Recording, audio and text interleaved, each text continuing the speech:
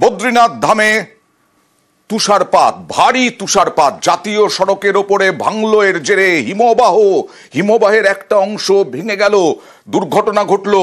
দেখুন বদ্রীনাথের ছবি, জাতীয় সড়কের উপরে হিমবাহ ভেঙে বিপত্তি মানা ধস্তলিতে ভেঙে পড়ে হিমবাহ, আটকে পড়েন 41 জন শ্রমিক, 16 জনকে উদ্ধার করা সম্ভব হয়েছে, বাকিদের উদ্ধারের চেষ্টা চলছে। প্রবল তুষারপাত, তারপরে হিমবাহ ভেঙে পড়ল একেবারে রাস্তার ওপরে। 57 জন শ্রমিক চাপা পড়ে গিয়েছিলেন। একটি বেসরকারি ঠিকাদারের শ্রমিকরা সড়ক নির্মাণে নিয়োজিত ছিলেন।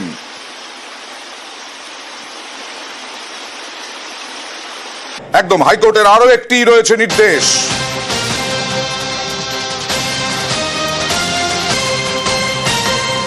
অনেকেই দার্জিলিং প্রিয় এবং তারা মলে গেছেন। এই মল যেতে হয়, মল রোড দিয়ে যা অনেকেই ম্যাল বলে পরিচিত কিন্তু অনেকের কাছে, কিন্তু মল রোড, এই মল রোডে কোনো বেআইনি নির্মাণ করা যাবে না জানিয়ে দিল হাইকোর্ট। এবং এই মল রোডে অবৈধ নির্মাণ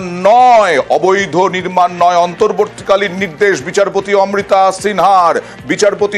সিনহার অন্তর্বর্তীকালীন নির্দেশ। এই মল রোডে কোনো বেআইনি নির্মাণ নয়। সরাসরি চলে যাব প্রতিনিধি অর্ণবের কাছে।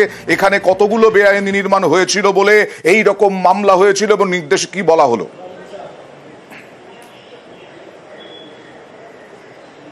দেখো, নির্দিষ্টভাবে মামলার অভিযোগ এসেছিল যে মল রোডে এক্ষেত্রে একটা হোটেল তৈরি হচ্ছে, বেআইনি নির্মাণ হোটেল তৈরি হচ্ছে এবং অসাধু উদ্দেশ্য নিয়ে সেটা করা হচ্ছে এবং দার্জিলিং পুরসভা এলাকায় এই কাজ করা হচ্ছে।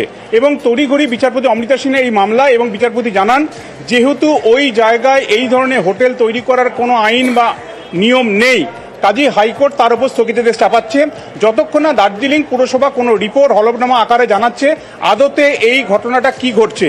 অভিযোগ হলো হোটেল তৈরির এবং সেটা লাভজনক ব্যবসা করার জন্য, যদিও পুরসভার তরফে আইনজীবী যুক্তি দেন যে আদতে রাস্তা সংস্কার হচ্ছে, অর্থাৎ মল রোডের ওখানে ম্যালের রাস্তা সংস্কার হচ্ছে, সেই সংস্কারের প্রশ্নে কিছু হকারদের পুনর্বাসন দেওয়ার জন্য এরকম কিছু নির্মাণ হচ্ছে এবং দার্জিলিং পুরসভার কার্যত ভাড়েমা ভবানী অবস্থা, তাই জিটি এর কাছ থেকে টাকা নিয়ে এই কাজ তারা করছে।